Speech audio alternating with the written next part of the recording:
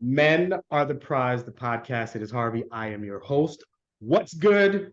How are you? I hope the week is treating you well. I hope the holidays treated you even better. I hope you got a little rest, relaxation. I hope you're feeling better about you, about your situation, about your sanity, about today. I hope you're feeling good in general. I've done this podcast for a while and talked to a lot of men, and I love it. And occasionally these podcasts, I veer to the left or the right because I always get new ideas about who to talk to and what to talk about. We know it's going to be men 99% of the time. But now I'm like, I'm talking to men and I'm looking for unicorns. I'm looking for Black men who don't fit in that typical box of what masculinity is supposed to be. I got one for you this week. This week, a friend of a really good friend of mine. I've known her for about 14 years, and she wears my chain. Whatever. Welcome, Chris Love Williams, to the podcast. How are you today, sir? Thank you. I am doing amazing. I love the way you just introed that whole thing, brother. The vibes is beautiful. Thank you. I appreciate it. That's my vibe. That's me. The more I live with life, and we'll talk, and I'm sure that I'll end up yakking about my life and such. But you have to have a certain level of, happiness, exuberance. Life 100%. can be tough, but I try my best to feel good as much as I can. But it's not about me just yet. We won't talk about you. I love a good intro. Let me look up and read this man's intro. Chris is a man of many talents, and you could say many lives in the fact that he has done so much in his short 34 years of life to date. A United States Air Force veteran, serving 4 years with one combat tour to Afghanistan, to now being an entrepreneur, influencer, speaker, culture coach in dentistry and beyond. One paragraph, but that man has done much. And he's a youngin', 34. He got so much more to do. So So much more much. to do. We're So only much. at the beginning. All right. So before we get into this, I think a good way to start is that intro was nice. And if I had an opportunity to read your intro, but that's good. But let's say I pulled up on you on the street and I'm like, oh my God, that's Chris Love over there. Oh, who that brother? And I only had like 15 seconds. If you have 15 seconds to be like, to tell me about you, how would you describe yourself to somebody? mm. Man, that's 15 seconds. So I'm a father. I'm a warrior of love, and I'm just here to live a full life that I leave with no regrets, and I impact greatly the people who I touch. That is who I am in all aspects of anything that you see me doing. My mindset and my energy is to spread love and good energy and to just leave an impact. Excellent. I like that. That's a good start. That's a little insight into you. What I've always found, the reason I asked that question is if I cut the amount of time that you have to describe yourself, we put the most important stuff up front. Yeah. So I always feel like that's a good way to find out just what you think of you Yeah, I and like what that. and what people should get from you. So that's why I asked that. And thank you for answering that question. And let's get to it. If you've been a listener or watcher of this podcast, you know how I do. My favorite word is prize because we men are the prize. So I Yes. take four of the letters from that word, and each word, each letter represents a characteristic that I think makes a good man. And we're going to start with P, the first letter in the word prize. P stands for purpose, reason for which something is done or created, or for which something exists. What is your purpose, sir? Yes, I love this. I love this question. I'm glad that we're leading with this because this is actually a recent revelation or discovery for myself. Because as you stated, I've done a lot in my short 34 years of life. But all through it, I've been seeking purpose. I'm trying to figure out what is it that I'm here for, right? Because I've done so many different things from the military to being an artist and a creator, and just my resume is ridiculous. By the time I leave this earth, my resume will be really crazy. But I had to really spend some time with myself to figure that out. Like, what is at the core of who I am and why I'm here on this earth having this human experience? And what I found is that my purpose is love. 100%. My purpose is love. My purpose is to help others find and do more of what they love in their life. And I found that because throughout my life, that's all I've been searching for. It's like, how can I do more of what I actually love? And when I was doing things that I didn't love, right, I was always seeking something else, right? It was always something else, something else. And I started getting into mentorship and mentoring guys and women as well. But ultimately, my whole mission is to help people do more of what they love. So, and all of these things, brother, listen, none of this came like a, like at the snap of a finger. It was like not a note that was passed to me that told me this, but it was a culmination of me spending time with myself through deep meditation and, working through just being alone, right? Being alone, you really can hear very clearly yourself. What is it? What is it that you're saying? How is the speech to yourself? What is whatever you believe in? If you believe in God or the universe, what is the universe saying to you? What is God saying to you? And when you spend time alone and with self, you find those things, and that's what I found. And my purpose here is love. Okay. To spread that Okay. 100%. Did you have somebody like you growing up? Did you have a Chris Love in your life? Did I have someone like me in my life? Mm-hmm. No, I didn't. I really didn't. But you know what was funny about that is, my dad was always around, but he wasn't always present. And but it wasn't necessarily like the sad story that, most people tell when they're like, my dad wasn't around and stuff like that. And my dad was always there, as far as like, a phone call away or something like that. But he wasn't present in the fact that he wasn't really teaching me lessons. He wasn't present as much physically as I would have liked him to have been.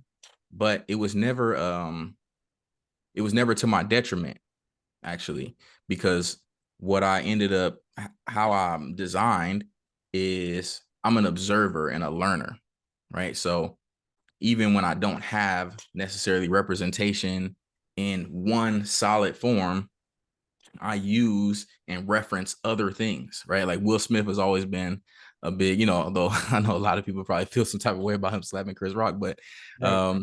Will Smith has always been a role model for me, right? And other men of power and stature, Malcolm X, Martin Luther King, very powerful Black men. This is what I would do. I would just kind of take bits and pieces, um, parts of them that I really admired, and just kind of construct that that man who I would model myself after. Does that make sense? Yeah, of course it does. Excuse me. So I asked that as the reason I ask about who was around you in your life is through the conversations, the times when I talk to men and I ask them what their purpose is. A lot of times our purpose was almost predestined. Mm, A lot of men become what they didn't have growing up. yes. A lot of men and examples. Boy growing up in an abusive household, he becomes a foster care worker. He becomes a social worker. He Mm, becomes an attorney so that he can help mothers get out of abusive relationships. He can help kids get out of foster homes. We right. become the thing we needed. 100%. So sometimes, so you talk about, and and obviously because I talk to so many men, the topic of fathers is big.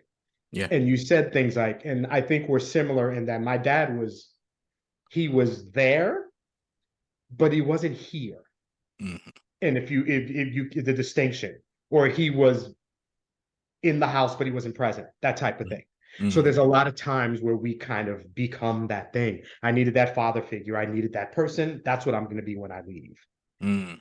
How Yes. has and I obviously I don't know how to describe, the relationship with your father or just growing up with him around. How has that affected the father that you are? So naturally, I use him as a reference point because as I've talked to him as a man, I've learned more about myself and why I am the way that I am through conversation, right?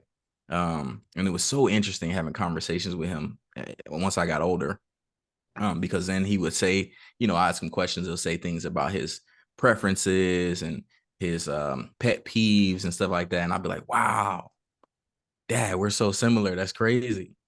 Right.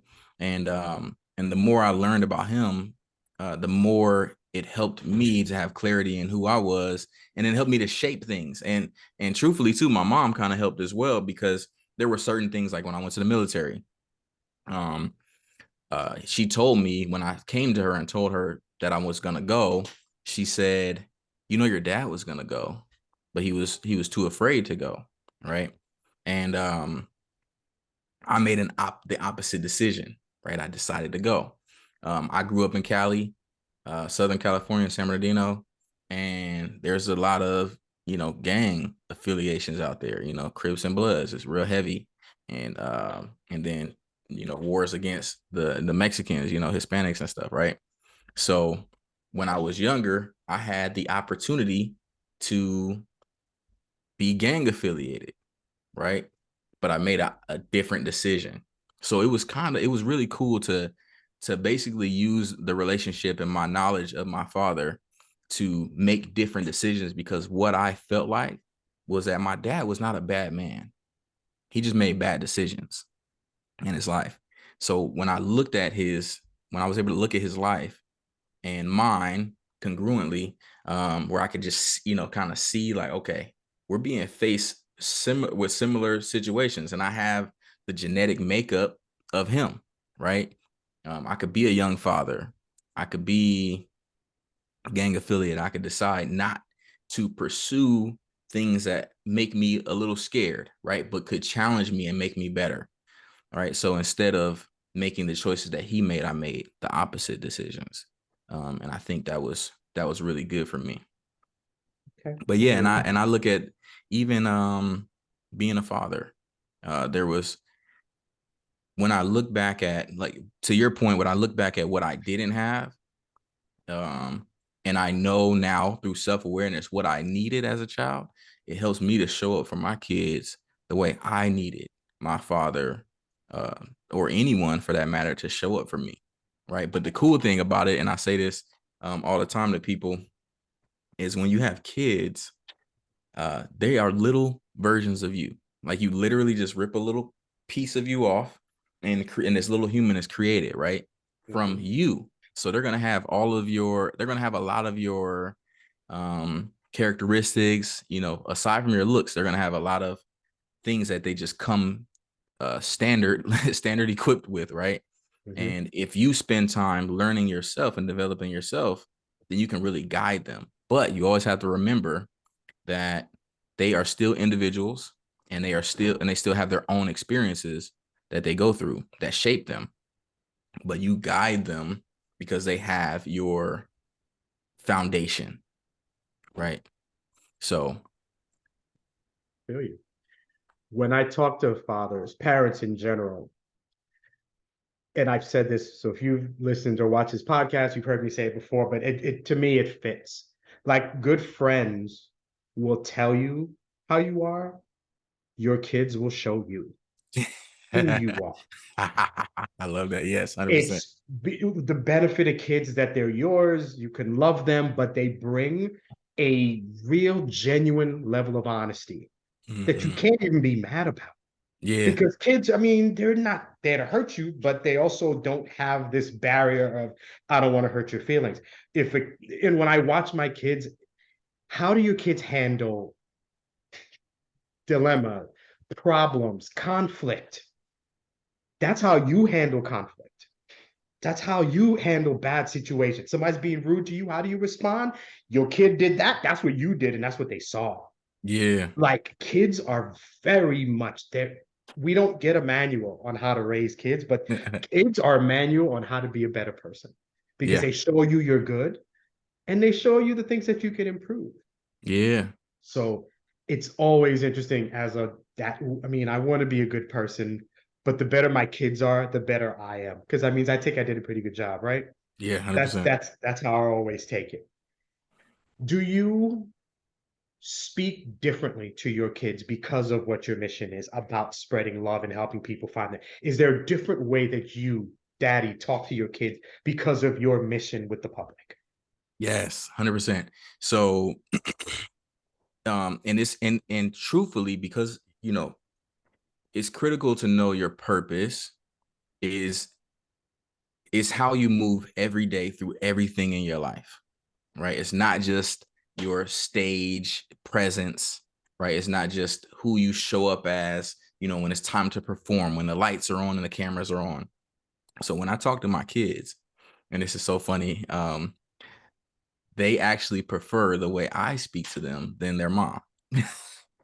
Because I come from a place, and which is very uncommon, right? Like most of the time, kids run to mom to talk Mhm. about things. And though we both have very good relationships with the kids, I come from a place where well, we both do, but I definitely come from a place where I articulate and I give them a lot of insight to why we're having this discussion, and really giving them a lesson. And I know, like, as a parent, right, we get the lecture kind of the lecture kind of uh look, right, where the kids are like, oh, you're lecturing, right? Mhm. But I actually just had a conversation with my kids about that in the car, where I was like, do you guys think when I talk to you like this that it's like a lecture? And my son was like, yeah, sometimes. But I'm like, that's okay. You can have that mindset. But I'll tell you, once you become older, these things will be the lectures that you really appreciate. Right. But yeah, so to answer your question, 100%, my mission and my purpose does affect the way I speak to them, because I'm shaping them. I'm preparing them for the world. I look at these early years. These are the practice years. This is when they're practicing. They're Mhm. they're dipping and dabbling and trying to figure out how to do life. I didn't get a lot of that when I was young. You know what I'm saying? You just get whatever, you get the crumbs of whatever lands in your lap. You know what I'm saying? And hopefully you see some value in that and you take it and run with it. No one was really sitting down with me and saying, I'm preparing you for life, right? And these lessons are critical. This is a lesson that you will use in your adult life. Okay. So, no, 100%. I speak to my kids definitely from a place of love, because they are literally little versions of me. Like when I look at them, I see me, and it kills me. It's crazy every time, and I try not to say it so much, but I've said it to them often, where I'm like, I was doing the same thing, Mhm. right? And I Mhm. try not to get into that too much, into that daddy mode of like saying that too much, because then psychologically they'll start thinking that I'm saying that they are me. Mhm. But I Okay. want them to know that they're individuals Okay. and they're different. Okay. So you said you're preparing them for life because, and I like the terminology. This is their practice years, and they're getting there. Are you prepared for life now? I think you're always preparing, because life is so unpredictable. You know what? I gained a certain level of respect for for life, and the fact that I can never truly say that um I'm who I am, and this is it for the rest of my life, right? Like, who I am right now, going forward, this is me, right? Because when I was 19, I thought I was me. I thought I knew pretty much everything I needed to know. There was a couple other milestones like, yeah, I still can't rent a car. You know what I'm saying? I still can't drink legally, but as far as like knowing who I am, um, I think I'm pretty secure in that. Then when I turned 25, it was very different. And then when I turned 30, it was very different. So now I have respect for the fact that life is always teaching you. You're always growing. You're always changing.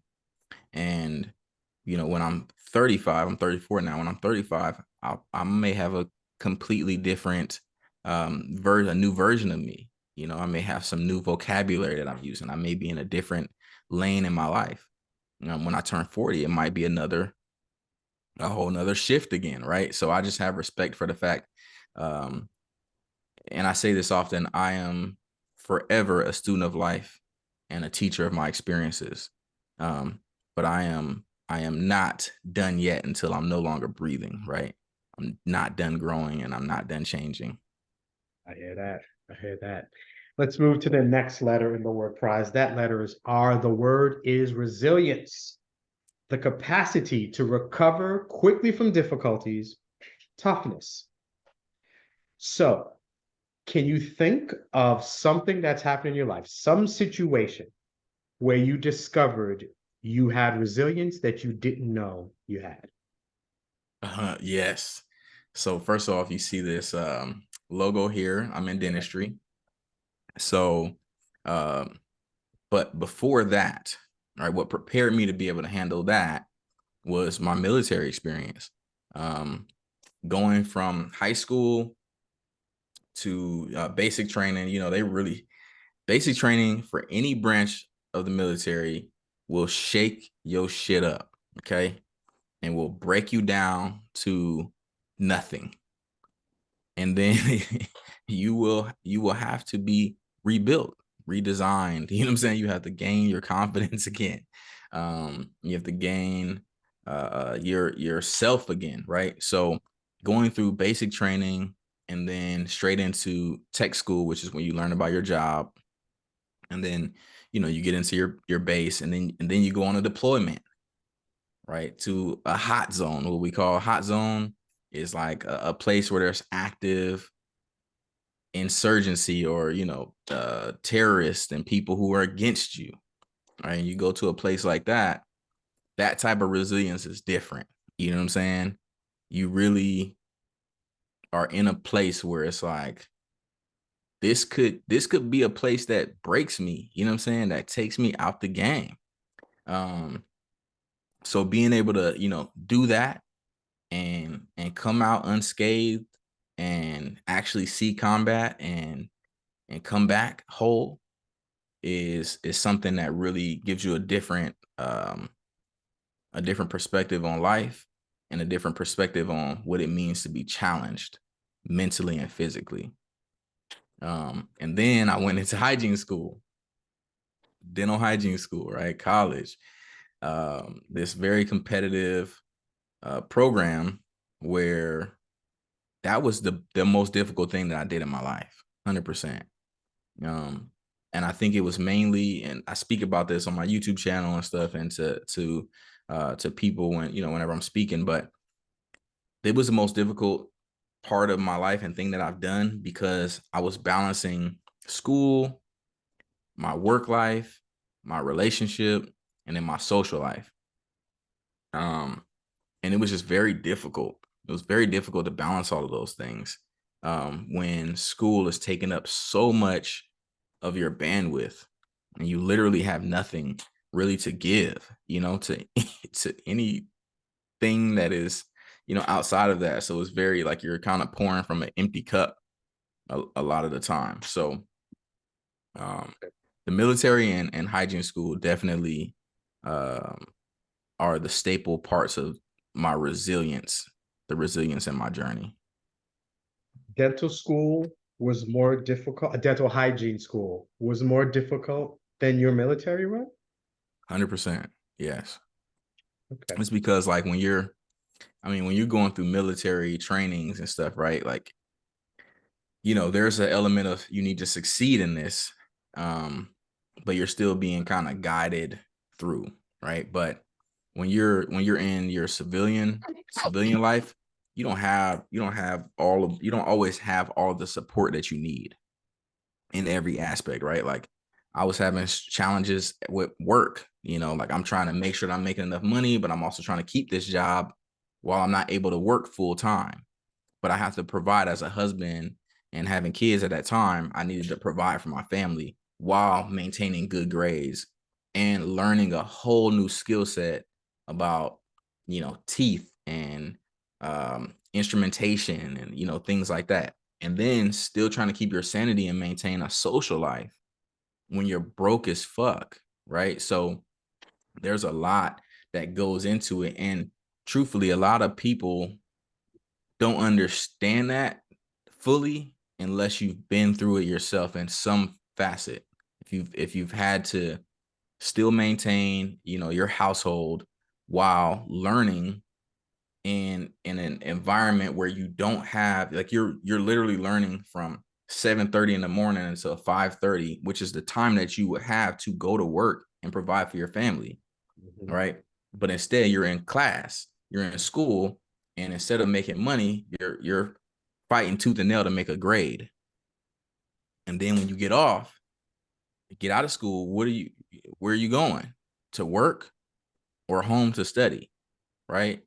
And then you have kids and you have a wife who needs your attention, and you know what I'm saying? So it's very difficult.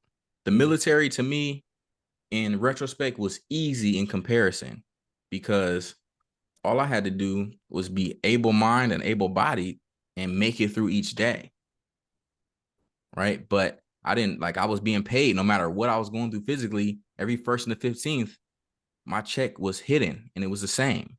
If we had any medical issues or anything, I had benefits. We could go to any hospital, to any doctor, and we had our kids. We didn't pay for anything, right? But when you're on the other side, you don't have all that same support. It's a little different. If you don't have insurance and you're in school full time and you got a job that just, hey, the job is worried about the job. The job is not worried about you. Military, the military, they tell you when your appointments are. Mhm. Harvey, you might have P.R.I.Z.E might get on you, you have a dental appointment, but do you have the pressure of, the United States government and the contract you sign and your staff sergeants and your tech sergeants and your master sergeants? You like, I gotta go to the dentist. I gotta go to this doctor's appointment, right? Like they make sure that you do. Does anybody make you go to the gym, Harvey? No, that's your choice. In the military, you have designated time. We're doing PT at this time, from this time to this time, mandatory, right? Like, so it's a little easier because you don't have to think too much. Right. You don't have to juggle. You just be there. It's So interesting. Yeah. I don't think many people would take it that way. I think we immediately assume, just the way you described the military, that they just come in, they just break you in pieces and they put you back together and you're a whole new man, and figured that would be harder than anything else. But when I hear you describing, and I not only hear you describe it, but being on the other side, because obviously Carice, my wife, we've talked about it. We were together when she was going to hygiene mm, school. So I saw her come back, just she hated it. So she's yeah, coming home annoyed, and it's like hours of this, and it wasn't even that close. So it's a bit of a drive to go to the school to come back home. So yeah, driving there, she annoyed. She gets there, she's annoyed. She's driving home, she annoyed. She yeah, get home, like the whole, all of it.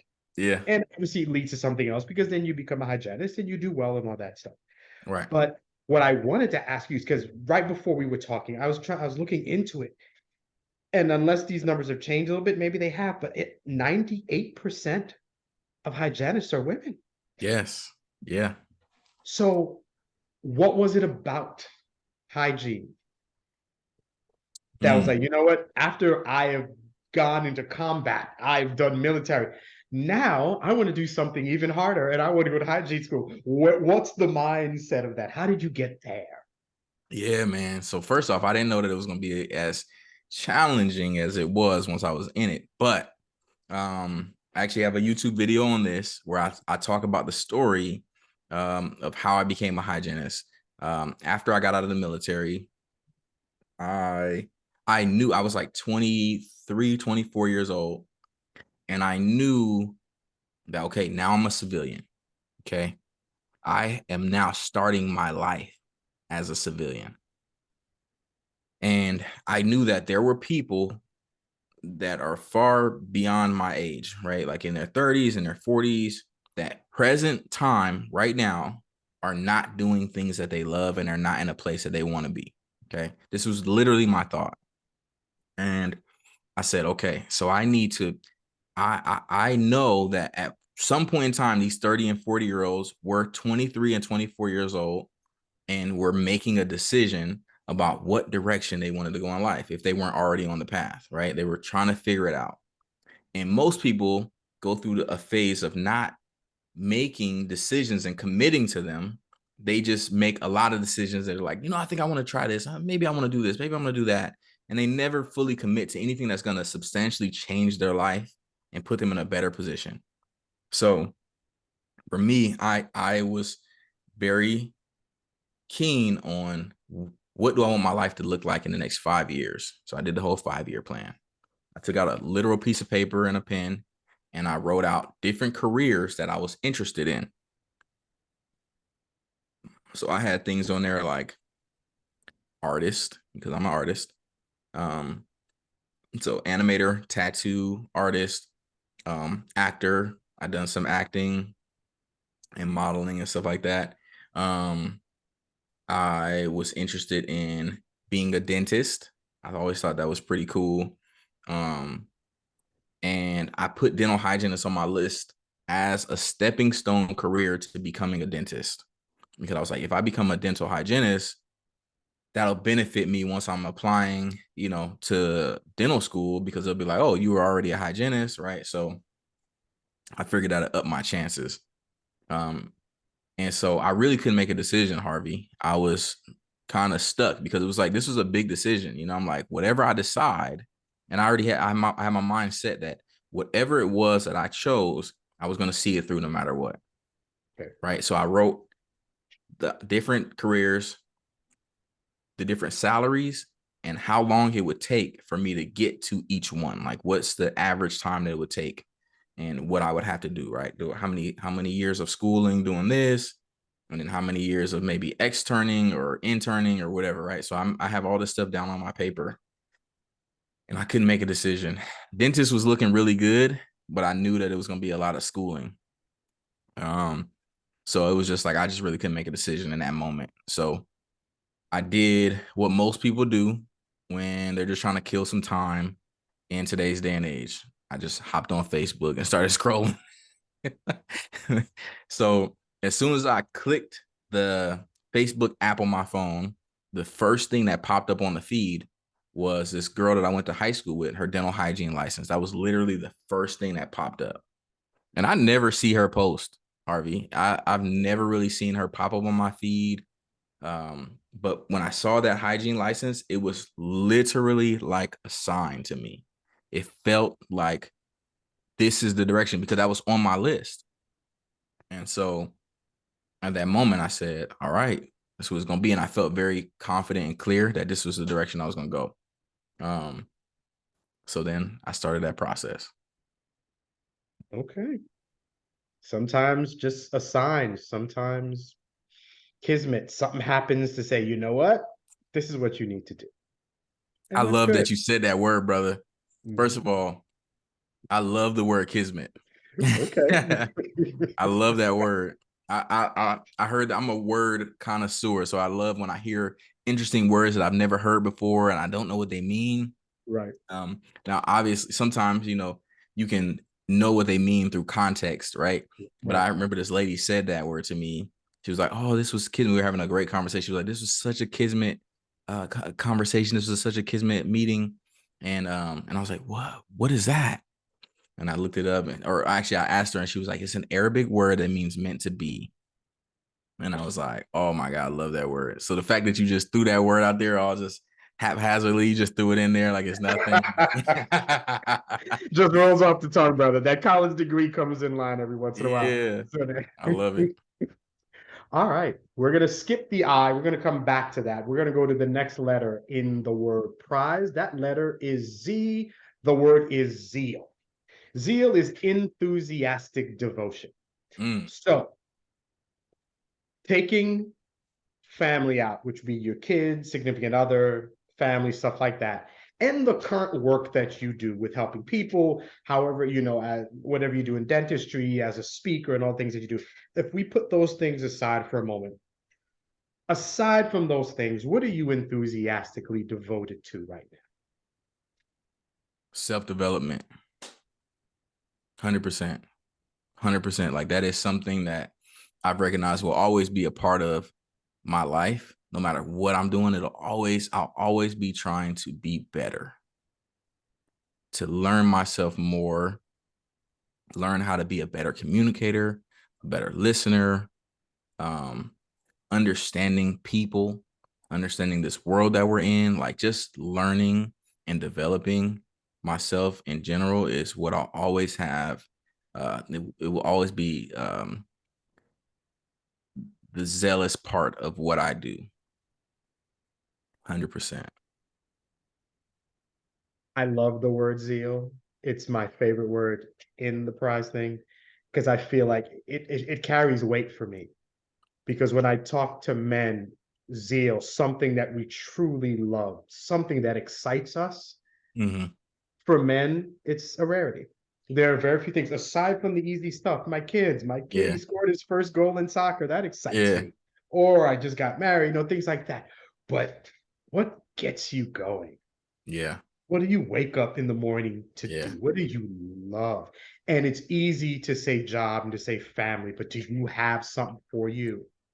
So I ask Yeah. that because it's always interesting. And the fact that you're looking to improve yourself is something that excites you. Yes. It's a beautiful thing. Listen, and let me tell you kind of like the backstory of that. As a young man, I was not how I am today, right? Which naturally, I think most people would think like that's obvious, right? Like I'm 34 years old. Obviously, when I was a teenager, I'm in this, right? Mhm. But I mean, such drastic changes from being very anxious and shy and quiet to being a person who is now a speaker and does things that are essentially in the public eye, um, being an influencer and stuff like that. Like none of that stuff was ever anything that would have been like if we were to go back and look at like high school or something like that and then say most likely to be this, most likely to, right? It Me being a speaker, being a coach would not be it, right? Maybe most like because I was kind of like a flirt and a lot of girls, that it's like very into girls and stuff like that. So maybe most likely to have kids young or something like that. You know what I'm saying? But like for my career and like who I've developed to be as a man, I think um that is from development, right? The confidence that I have now, I didn't have that when I was young, and I wish I did. I literally envied people who had that unrelenting confidence, right? Like aside from whatever their shortcomings may have been, physically or whatever, um, they just had this confidence about them that I always admire and I wish that I had. And people always found it weird that I didn't have it. And to me, I never had it. And it was weird to me that they thought that I naturally came equipped with it. So that is where the self-development, where my love for self-development is, because I'm constantly working through um the things that I'm naturally inclined to that make things more challenging for me. Right. Even when I still get up to speak. And me and Carice had first row seats to this, like I was doing my first um CE course and I was so nervous. So even though I knew that I would do well most of the time, I do well when I speak, but I was so nervous, almost like, I was a rookie at it, and I've never done it. Um, so those are the things that I work through, and I'm always constantly looking to be better. Good. Are your kids confident? My daughter is I would say she's more confident. And my youngest son, who's 3, but kids when they're young, they Mhm. don't have fear, you know what I'm saying, with Right. certain things a lot of times. So I would say it kind of goes down to up for confidence. So my youngest son, who's 3 years old, is probably the most confident. And then my daughter, she's more confident, but she's also very intellectually sound. And then my oldest son, I think he definitely got the anxiety bug from me and his mom. So we have to work with him a little more. But he's stepping into his confidence now. He's a teenager now, so he's starting to feel himself a little bit more. So he's definitely stepping into it. But I see a lot of me when I look at him.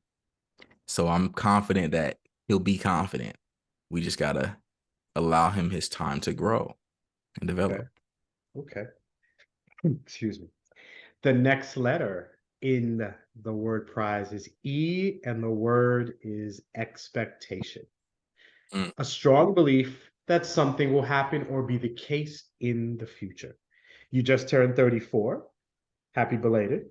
thank you. Um, in a little less than 6 years, you'll be 40. What will Chris Love Williams be doing when he's 40? How will you have impacted the world from now until you've hit 40? Mm, 6 years time. That'll come by fast. Quick. Yeah. Mhm. I mean, I can only hope, right? I can only hope that I make it to that point, and as I make it, as I'm on this journey in those 6 years, I'm hoping and expecting that I will have. It's so difficult to say, Harvey. It's really difficult to say, man. Um, I'm hoping that I would at that point have reached international speaker status.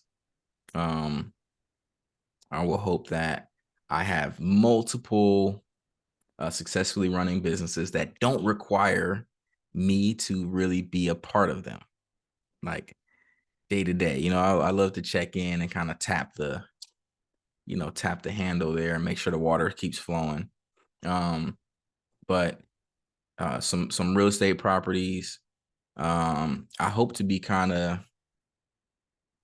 really on a different level. Like you said before, I'm in the very beginning still of my growth and development as a man and as an influencer, as a speaker, as a coach. I'm still very early in the game, and I'm happy with the trajectory right now. And as I see where I'll be, I'm just hoping and expecting to stay in line with the E. I'm expecting that everything will be amplified. Um, my mission will be amplified, my reach will be amplified, and my impact will be amplified tenfold. Why is that hard to say? Oh, it's hard to say because I've experienced a lot of death in my life, a lot of people who have left this life before we expected them to. And just my father being one of them, my younger sister, friends, a lot of the death that we've seen from people who were in the public eye that we did not expect, we did not see. They were not sick. There was nothing that. So I have a different perspective on time, in that we as humans, we feel a lot of times like we have this abundance of time, and like all your plans for the next 10 years are for sure going to be something that you get to live out. But I've seen it over and over again, and I'm a very huge proponent of paying attention to things around you, right? And not remaining ignorant in this, like this ignorance is bliss kind of mind state where you're like, you know, oh yeah, like cancer, it exists out there, but it will never affect me, right? Or the hardships that people go through, like, that sucks for them, like, that can be you. It can 100% be you. So I try to live as I live in the future. I also try to very much remain in the present, and understanding that this is a present. This is a gift. right now, that I'm here and I'm having this talk with you right now, and we're talking about men being the prize. You know what really had me gave me a keen understanding for legacy too, it was very interesting because I always love legacy. But what really made me understand how legacy works is I was watching this show called The Last Kingdom. You ever seen that? No. Okay, Last Kingdom. It's kind of like a Vikings, um, early England type. It was before England existed, right? So there was a king during that time. His name was King Alfred, and he had the concept of England as his legacy that he wanted to create. He wanted to unite all of these kingdoms under one reign, and they would call it England. And you know, he died before that time happened, and his grandson actually ended up becoming the first king of England. And it really made me look at, even like my father's passing, I remember me and my dad talking about creating more family traditions and creating a family heirloom or family heirlooms and a crest, and really solidifying the things that we're able to pass down, because in Black families I think we've really lost that in a lot of ways. We've lost the whole like leaving things behind and telling stories, right? Sharing stories. Like, it wasn't until I became a man that I learned so many things about my family. And I'm like, why weren't we told these stories as we were growing up? Why didn't we know these things, right? It's because we've shifted our mindset from hearing stories within our family to hearing about other people, right? We hear about the celebrities who we follow, we watch movies, and we read books and stuff like that. But like, you don't even know the basis of your family and the origins of it, and why your last name is what it is. When someone in your family decided that name, created that name, or was given that name in light of maybe slavery or something like that, right? Everybody just assumes that their name is from some slave master or something like that. But when I met my granddad, I learned, because his last name was Connor, my last name was Williams. I learned a cool story that my last name is only Williams because he didn't even know that my grandmother was born with my dad. He wasn't there and that's the reason why my last name is Williams now. His last name is Connor. We have um, Irish ancestors, right?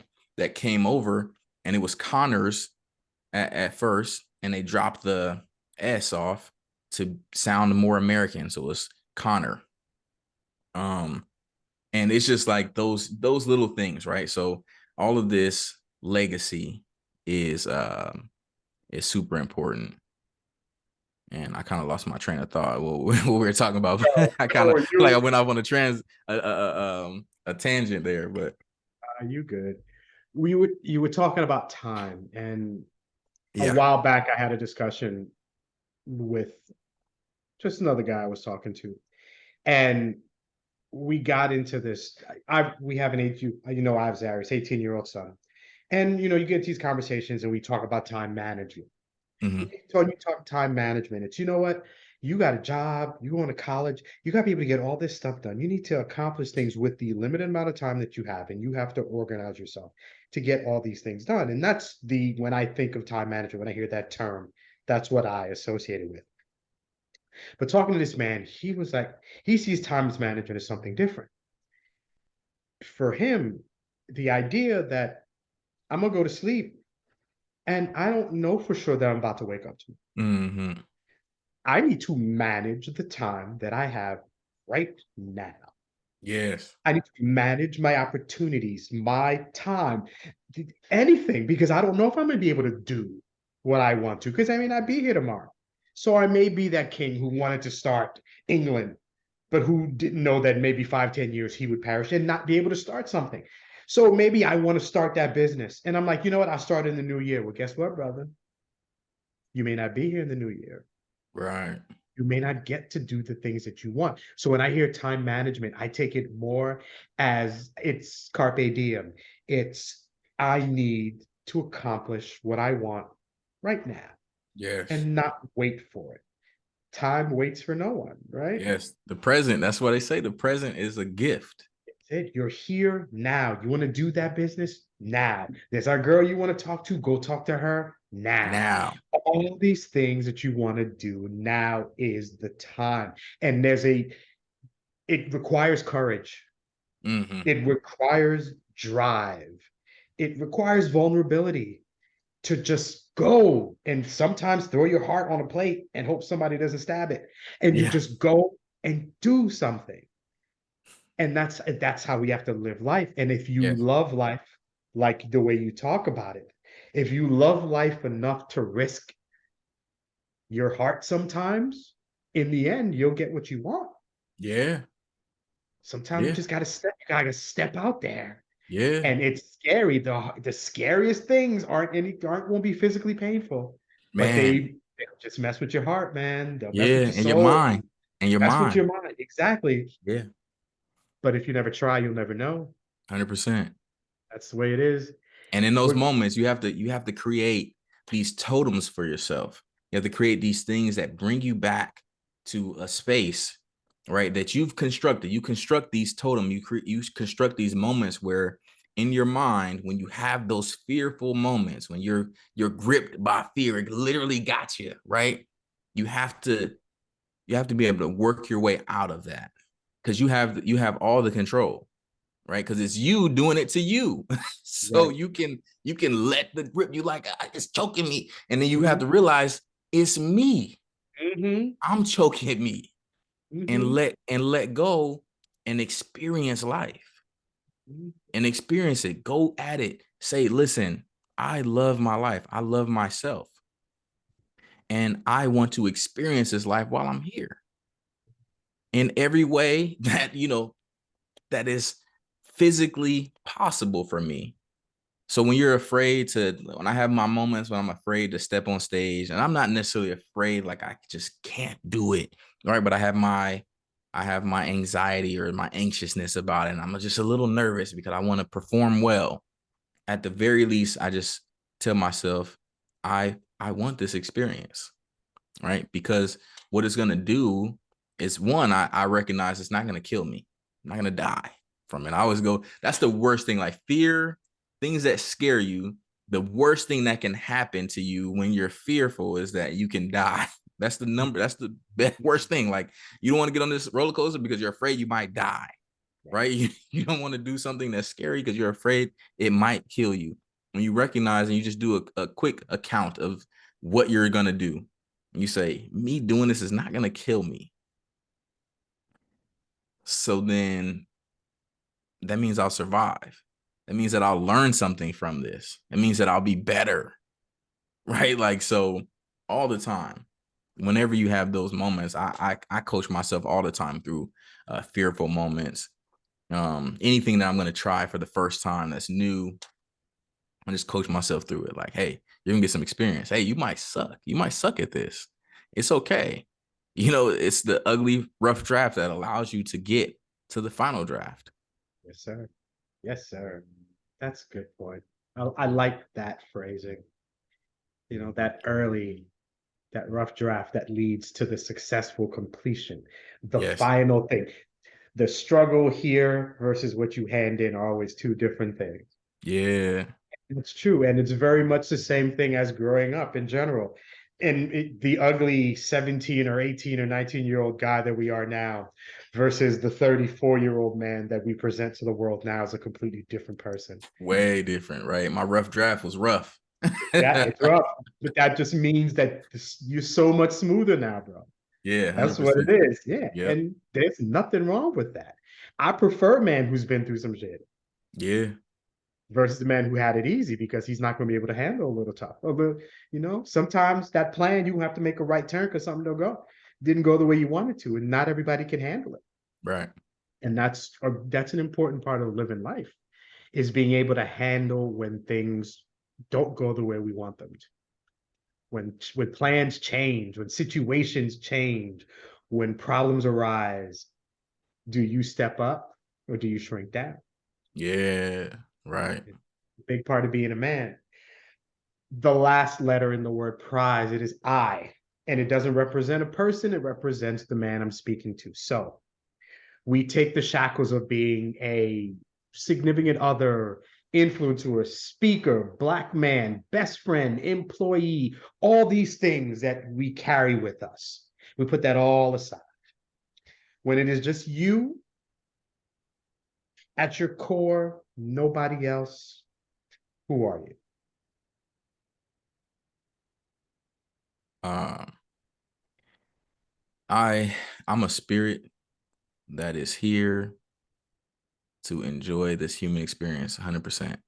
Um, I am, again, like I said earlier, like I am determined and set on a path to just reach the fullest potential that I can with the time that I'm given, right? And leave an impact on people that I experience. Like I think um the most beautiful thing and what I've always loved about this life is people, other people, connecting with them, conversations, learning them, um whether it's helping them through problems or just enjoying the small beauties of life, appreciating moments.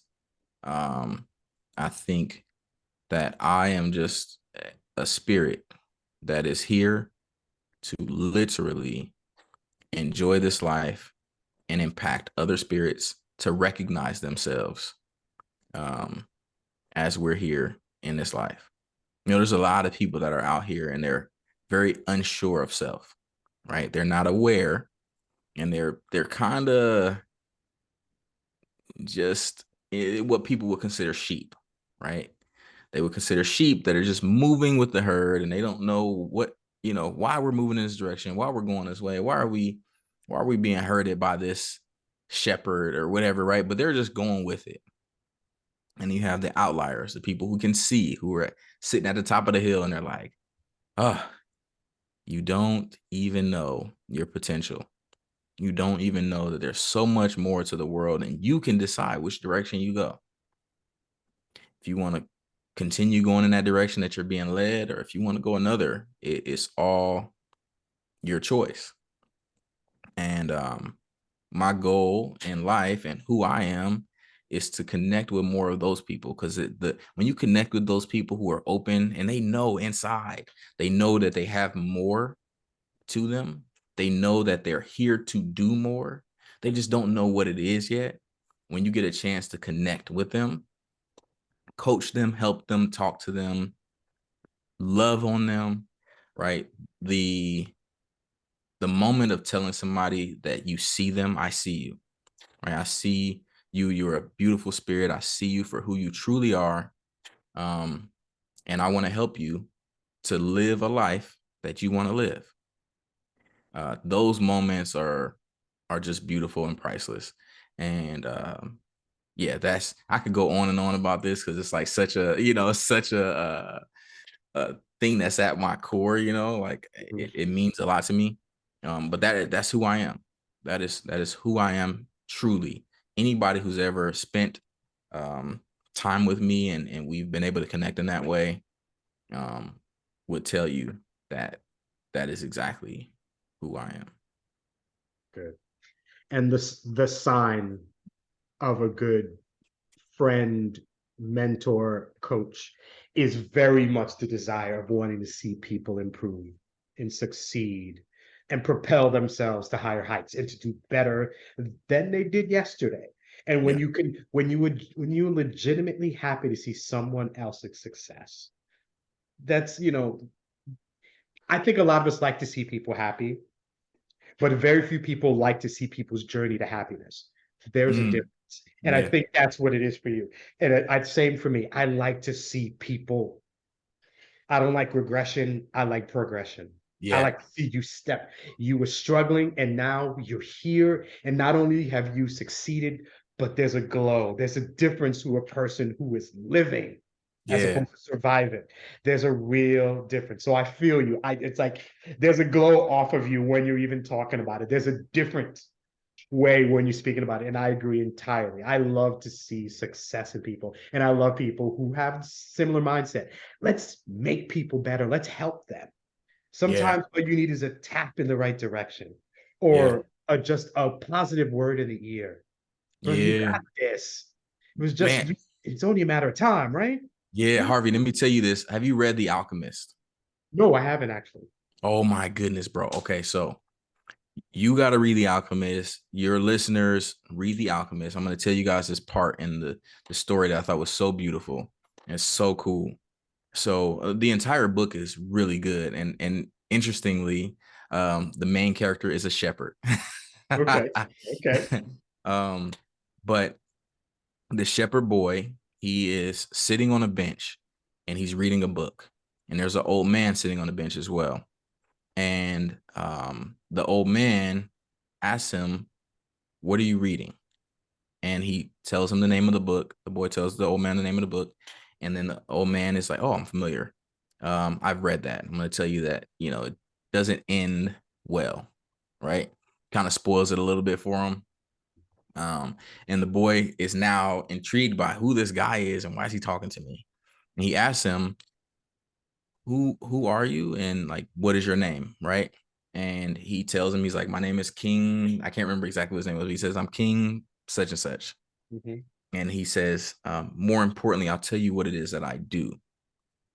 He says, "I show up to people in the moment when they need me the most." And then he says, he goes on to explain, because it's still kind of curious, like, what does that mean? You show up to people when they need you the most. He said there was a man in some country who his mission was to find this very rare diamond. And he spent years, countless years, searching for this diamond to no avail. He didn't find anything, right? But he was very determined, and he was going to give up because he'd been searching for a long time. And so the old man appeared as a stone that hit his foot before he took his last swing. Before he was going to swing his pickaxe for the last time, he hit his foot, frustrated the man. The man swings and hits the ground where his foot is, and there is the diamond and ruby that he's been searching for his whole life. So does that make sense? Like, this guy shows up as whatever it is that you need to take that next step, one more step, because you were just there, but you were going to give up. Right. And I love that job, because I feel like that's us as coaches, right? Like, when people are, kind of at their wits' end for what it is that they feel like they can accomplish on their own, and what they need is someone like us to be that whisper in their ear, to be that stone, um, that helps to ground them and help them keep pushing forward. Um, I think that is so critical to like who we are Mhm. as people, as we're guiding. We show up however you need. If I'm not the person that you particularly need for your journey in life, find someone, find a coach, someone who can speak to you in the way that you need to be spoken to, and who Mhm. can understand your story um very comprehensively, and can help guide you, because that's how we achieve the next levels, is together. Us as Black people, we came from a place where a lot of times we grow up with the mindset of surviving, right, and not thriving. And we don't know, we develop a lot of things that are not conducive to our growth, which is like getting it out the mud on your own, right? Don't trust nobody, right? Keep your circle small, keep it tight. You can keep a small circle, but you got to keep a big circle as well, because networking is critical in your growth through your journey. If you're not meeting new people and being challenged in conversations, then there's no growth that's stimulated. So, yeah, Harvey, read The Alchemist ASAP, I brother. will. If you don't got that on your if something, you probably got a list of other books that you might be I reading do. currently. Yeah. Yeah, So put but I that on your will. list, Mhm. get around I to it, will. and we got I to talk definitely, about that one. no doubt. I'll definitely get into that. I'm a pretty fast read, so I'm going to get into that, and we'll talk soon. Um, Thank you for answering the questions in the prize mantra. I appreciate it. Few more questions for you, and then we will, wind down. So this podcast is a space for men to be comfortable in terms of communication and emotion. And the more I talk to men, the more I realize there's really two questions that I ask that kind of give me an idea of the men that I'm talking to. So the first question is this: what do you do to self-soothe? And what I mean is, what do you do for you when life is kicking you in the ass? When it's a struggle, when the stress, when you're holding on to the world and you got all this stress on your shoulders, what do you do for you, not for anybody else, something that makes you feel better, that allows you to step away from the struggles of the world? What is the thing for you? So I'm a big vibe kind of person. So if you ever get a chance to come out here to Atlanta, my apartment and my house, I always set it up like a vibe, bro. Um, a place where it's not really a place that I need to escape from. It Okay. literally has everything that I need for me to decompress and kind of relax. So usually I'll play music. Um, I I light up a blunt and smoke. Maybe I'll have a little drink. Um, I just really create. I have a hookah. Um, I'll just create a space for myself to decompress. I really like getting into shows like that I'm into, like TV shows and stuff like that. So like I just have to like, if I'm really stressed out about something, usually you stay stressed out as long as you're consistently thinking about what your issues are and you want to solve them, right? So I found solace in giving myself grace and patience, right? Grace and patience. I actually did a TikTok and an Instagram reel on that in my journal. So I was journaling and just talking about that, like, because recently, I've been building um this new business and stepping out and venturing in different ways, and it kind of was putting some stress on your boy, Okay. and I had to, as I was journaling, I realized that what I need is to give myself grace and patience, give myself the ability to have time, right? Like allow time to work through my issues. I don't need to solve them right now in this present moment, right? Because we get really you will worry yourself to death trying to figure out the answer to a problem that you're having in the current moment because you just need to have it. You need to know right now. But if you just give yourself grace and have patience, a lot of times the answers will come. And it's not that you just sit back and you just you just do nothing, right? But you just allow life to continue on, allow, move into different spaces. I like to go for walks, um, get outside, get fresh air, enjoy nature is huge for me. Listen to running water, um, not running water like out the sink. I'm talking about like next to a Facts. river or something, Mhm. Um, those things really um, help me find clarity and decompress. Okay. Okay. The second question, and this came from just the same kind of conversations with men, and I don't want it to be long-winded, but so I'll use me for example. Mhm. Growing up, like I said, and we may be similar in that our dads were there, not really there, but they were there type of thing. But we grow up as Black males growing up, we have stuff that we deal with, situations from adolescent to teen boys, whatever. I wanted to play a sport, but I wasn't good enough to make it. So at least that was me. I'm sure you were athletic. I wasn't. So, I wanted to play. Or I saw this girl that I liked, but she wasn't feeling me. So you have these situations where we don't always have that vessel to talk to release to. And a lot of us grow up with just not having somebody. And we get used to that. And then we grow up and then we may have friends. I may have an acquaintance. I may have somebody I know, but not somebody who I really know to just tell stuff.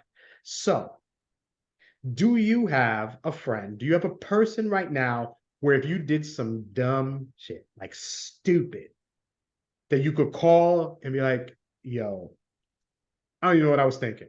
I did something really stupid and I don't know why I did it. Do you have that person who would be like, you know what, Chris? I don't know why you did that shit either.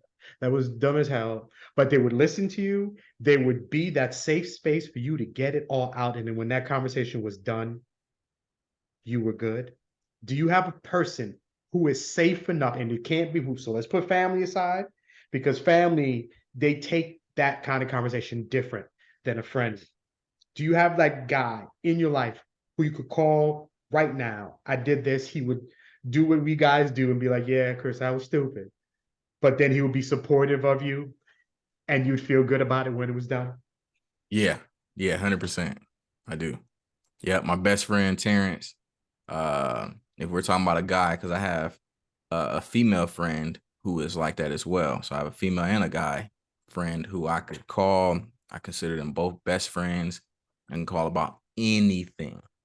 Anything. There's nothing that I would be afraid or hesitant to say. I know that they would listen and give me real, like, yeah, you fucked up, Mhm. but I understand. I understand where you know what I'm saying, why you did what you Right, right, did, right? right. Um, so yeah, 100%. I'm thankful that I have that, because I know that a lot of people don't Right. have that. And we need that. You need to have those people. You need to, and we're not talking about yes men. You know what I'm saying? People who just, you telling me that like, no, no, you were right. You were good. You did the right thing. No, you need somebody who can tell you that you fucked up and you didn't do right. Mhm. But it's okay because you're a human. You're a person. You make decisions in your life and you find out, was that a good decision or was that a bad decision? It all really depends on the result. Agreed. You're right. You're right. We all have acquaintances. I know people, but do Mhm. I know you enough to lay my burdens down in front of you? And Yeah. that's who I ask men if they have. Yeah. Do you have that person? And the more I talk, and I think it's getting better. At the beginning, guys were almost confused. No, I got my boy. We ball, we do whatever. But did you tell them about that thing that happened that very few people know about? It's like, no, then do you really have? Right. And that's what I want men thinking about is we in as black men in general, we need to kind of recreate the tribe. The Mhm. idea of men, we just need to be able to get together and talk because we men have specific issues. Black men, we have specific issues that we deal with and we don't feel comfortable talking to anybody or very few people about it. But when you've got your boys, you've got your circle, your inner tribe, a lot of issues that we deal with that at times may feel overwhelming, we can deal with if we just talk about it. Yeah. As we talk now, we lost, Twitch like weeks. This is a man who looked happy, happy Yep. life, a TV show, wife, kids. He was dancing. He was the light of so many people's lives. Who knew that behind the scenes, that man was in a deep, deep struggle? Right. Struggle. Right. He had a wife and kids, and I'm sure that part of him was good, but he didn't have somebody to say, bro, what's going on? Like Yeah. I see you smiling on the camera, but I don't see it behind it. What's Yeah. going on? Yeah. I've seen these things happen before in life where people are walking around and they're happy, they're putting up this, you know, I would say a facade, but yeah, we can call it a facade. We say they're putting up this facade, and you sometimes when you're very tapped in and you can feel energies and stuff, right? You can see and sometimes feel a person struggling. You can see the shift from the smile to the frown, right? And how quickly it goes away. Now we know emotions are fickle. So you can go from being happy to sad very instantly. You go from sad to happy very instantly, right? But being able to take note of a person not truly um just being happy, right? Is sometimes a challenge to call out to the person who doesn't want to admit yet that they are struggling, right? They kind of like you can see it as clear as day and Mhm, say, "Hey, are you good? Are you okay? You want to mhm, talk?" I'm like, no, no, no, no, I'm good. I'm good. Why you ask that? Why? No, I'm fine. Things is like, hey, look at we out here on vacation. Like, this is good, right? But it's just something about it. Like, anybody who's listening, I'm sure you've been in a situation where somebody was lying to you and you knew they were lying. Yep. And you're like, damn, you really lying right now. You know what I'm saying? Like, Yep. you really in that lie. Uh-huh. Okay. All right. Well, just checking on you, just want to make sure you're good. But there are a lot of men who feel alone. We don't have the space or the know-how to be vulnerable. I made a post recently and I said, men need to understand that vulnerability is a strength. It's not a weakness. Being vulnerable, being able to speak about your emotions, being open about how you actually feel is more of a strength. And trust me, I have shared and been open about things and stuff like that. And women will message me and say, I love your vulnerability. I wish more men were like that. So women literally see that as something like, if you're trying to be more attractive to a woman, I'm not saying just be out here crying, like Tyrese on here, you know what I'm saying? Shout out to Tyrese, man. He was going through some tough times, man. Right. But I'm not saying you got to be on social media bawling your eyes out, but just being open, just saying like, hey, man, I, you know, I wish I had more guidance in my life, or I wish that, I had more people to talk to, or just whatever is on your heart. If you just speak about it, people will be able to show up for you. Women, men, they'll be able to show up because your vulnerability gives them that ticket to do so. Right. But if you're appearing to be strong and you got it together, and you're the alpha male, out there, then don't be sad when nobody comes to ask you how you're doing, or to check on your well-being, and to make sure that your mental is good, to make sure that you're financially okay, to make sure that the pressures, because as men, we deal with a tremendous amount of pressure in this world to be providers and protectors. I mean, like, we got to be everything optimally, right? Yep. We have to have it together up here. We got to be physically sound in all ways, right? We have to be physically equipped in all ways, right? And think about the men who are not, and how they struggle through life, right? And where they don't feel like they have a lane to be open. So yeah, vulnerability is a strength, 100%. Yes, sir.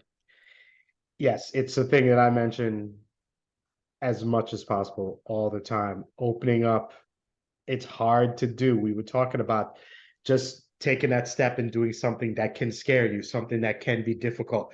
But once you take that most difficult step, life is so much better because you can just kind of let stuff go. And especially for us men, that's not where we're supposed to be, but that's where we need to be going.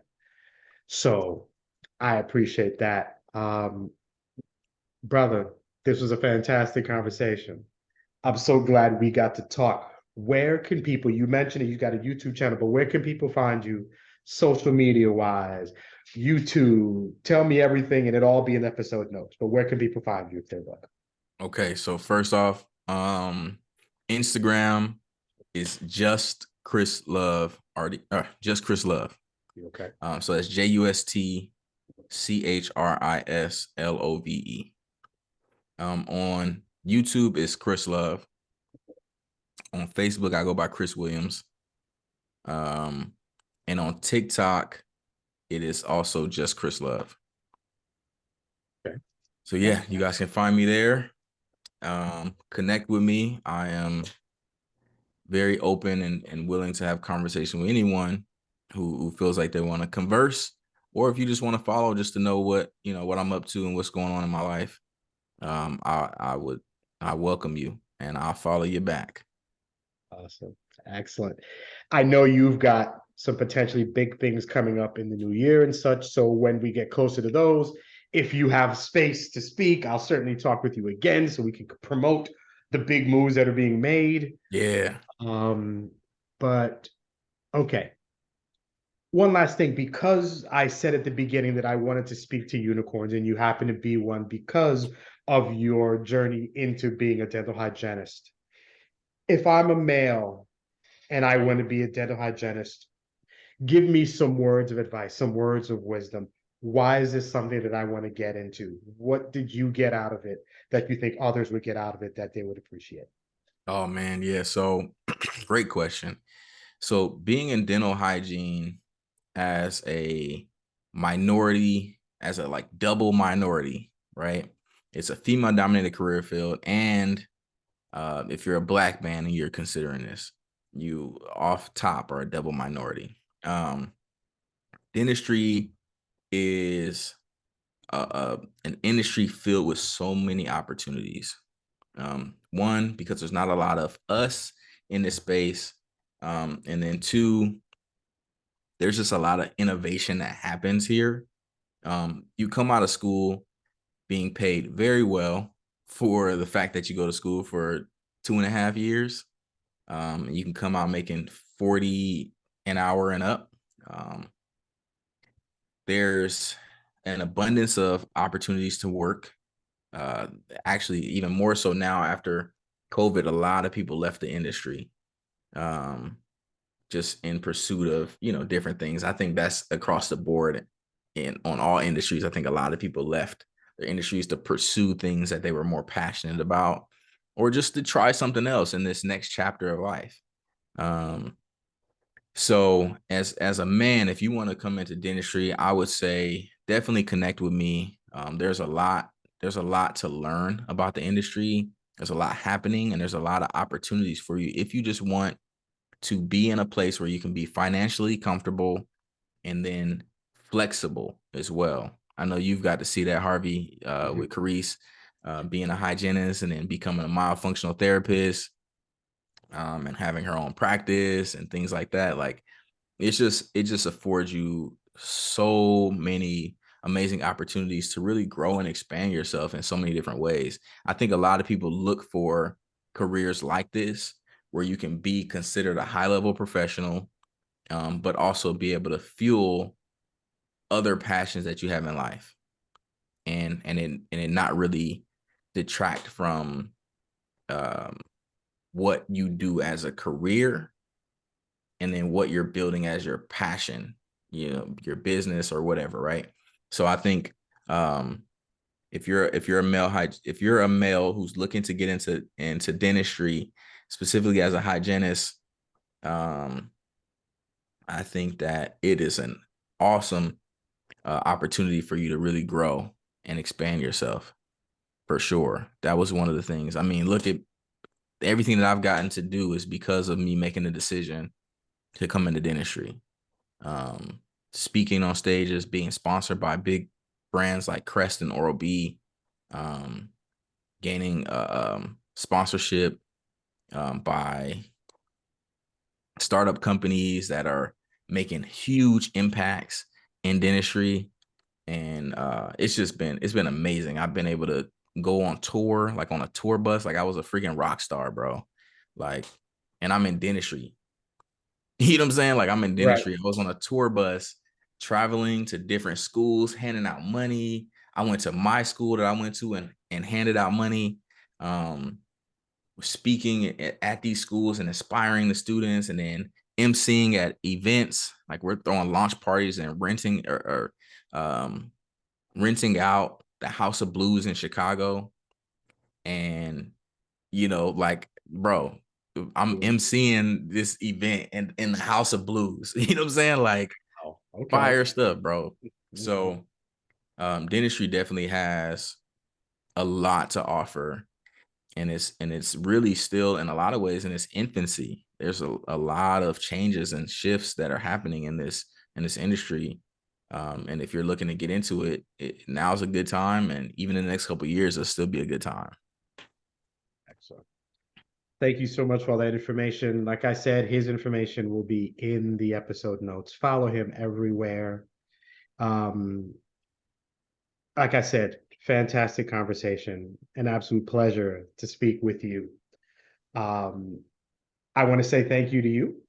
Thank you to the listeners slash watchers of Men of the Prize, the podcast. I want to say thank you to Kristen McGriff. She's the voice you heard at the beginning. She does the smooth intro, and she's the last voice you can hear. She's the outro on your way out. Finally, I want to leave it with this. We touched upon men that we've lost recently, and Twitch isn't specifically we were talking about. When this drops, this should be January 7th when this episode comes out. And the holidays have passed. And we've gone past Christmas, New Year's, all the hubbub and such.